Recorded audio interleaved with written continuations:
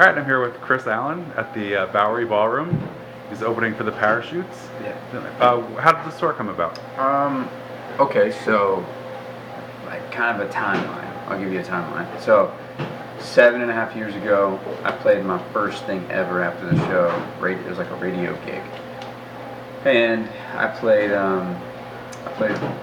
Acoustic, and Parachute was there. So I met them that night.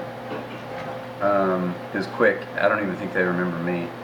And then also about 4 years ago, I was living in Arkansas, and Nick played a show in Arkansas, so I was like, I'll go check it out. It's at a venue that I'd love to go to, so went and hung out, and we met then, and I think they remember that. And then since then, I feel like we have so many mutual friends. We have a lot of people in Nashville that we connect with separately, but yeah, and I've known a lot of the people that have gone on tour with them, like John McLaughlin. I know went out with them. I know Brett Taylor, who's a good friend of theirs. So yeah, it's just kind of been. I feel like it's been about 7.5 years in the making. It's been a long time. They're lucky to have you. Yeah, it's been fun.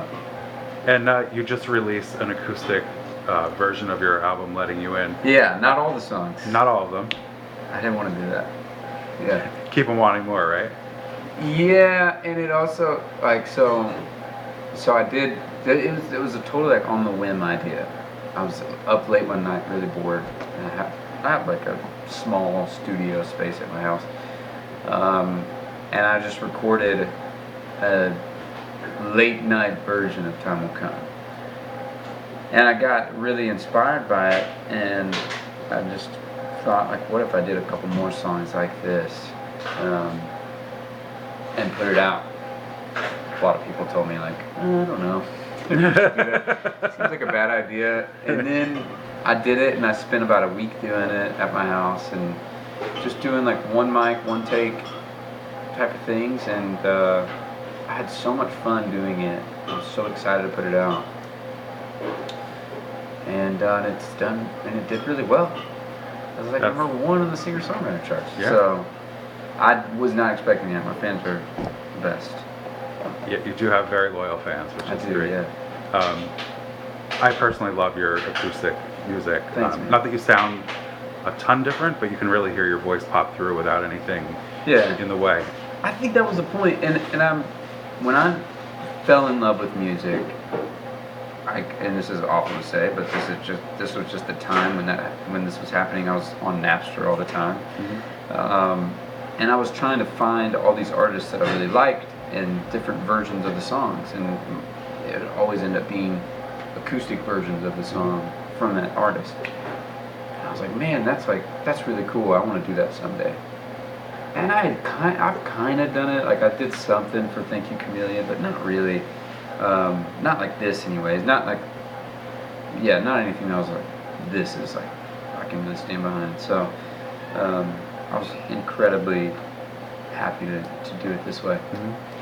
Your voice is so pure and so beautiful, so Thanks, hearing you sing acoustic really brings it out even more. Thank you. Oh, you're good. So how's the family? I know. Everybody's good. Everybody's really good. My kids are growing up. I feel like they're growing up while I'm gone. Yeah. Yeah, it's interesting. They're getting older, and we've been on this tour for 2 weeks, something like that. Which I've done 2-week runs.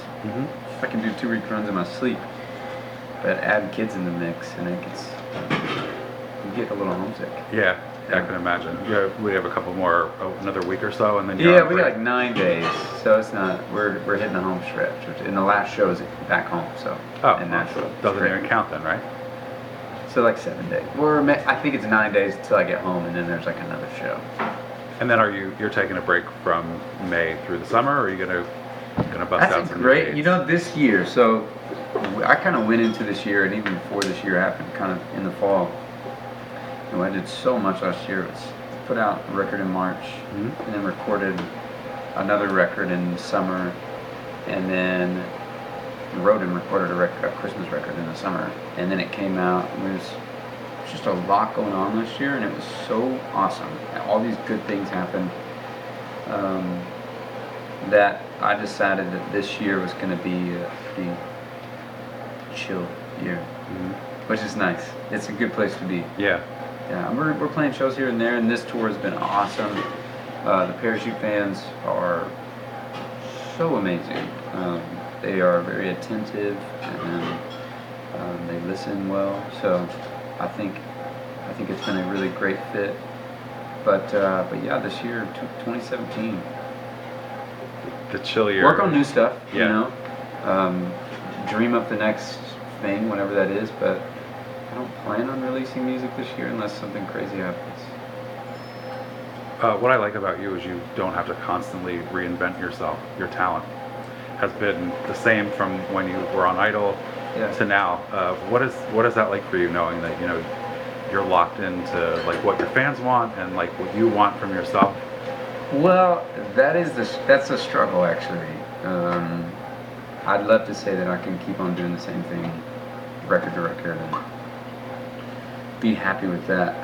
I do feel like this is a time for me to not like flip the script completely, because I don't want to do that.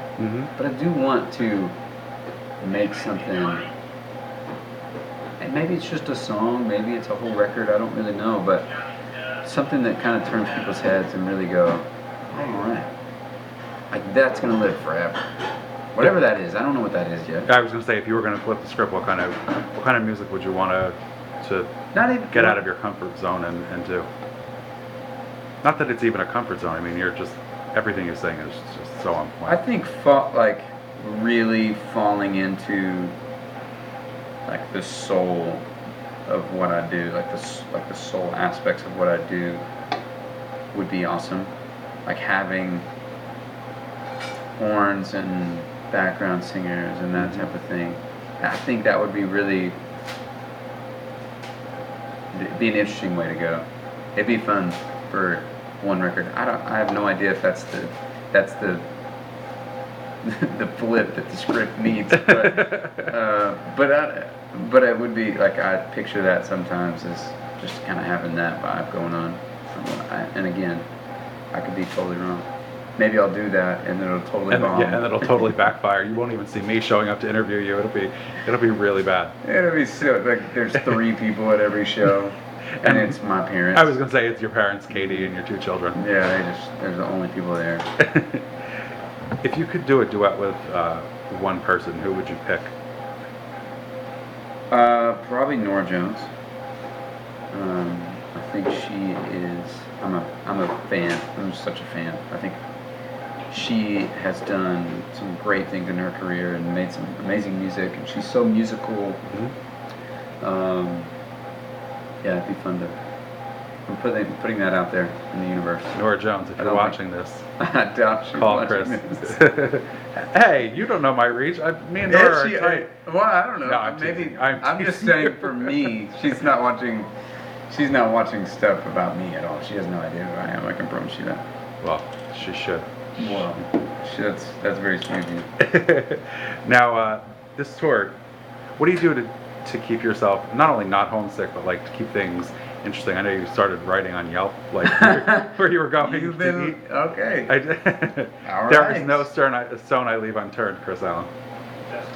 Yeah, so honestly, that's about it. I write Yelp reviews, and I've been doing them for a long time, kind of here and there, and I think it's so fun to write about, because I get to go to all these different places, all these different cities all the time, and I hate I'm not like a blog guy. I don't want to like write in my diary about where I get to go. I get to eat at all these cool places, and I like good food, and I like to figure out the good things in each city, and figure out what those things are. So I've been consistent with it. This is like the first consistent thing that I've done in forever. Besides put out good music. Yeah, sure. But other than that, like, I'm not like a great social media poster. I'm not consistent about that. And this is the most consistent thing that I've done. It's been fun to write these over the top, kind of hilarious sometimes not about food at all, Yellow Bees. It's more about the journey. Did you ever consider writing a book about your experiences? You have a very funny tone, and the way you present yourself in person in these interviews, like, I feel like that would translate over. Yeah, I tried it, because that's the... So writing is something that I never thought I would be good at. I mean, I like to write songs, but that is... like writing short stories or anything like that, or even like a biography, autobiography type thing. It's not anything that I would ever see myself doing, but I think it could end up being something later on down the road that I could get into some excerpts from the road or from my life, or that are probably more comedy, like comedic in a way, with some seriousness thrown in there, because that's kind of who I am. I just try to hide all the, like, mask all the serious things with fake comedy.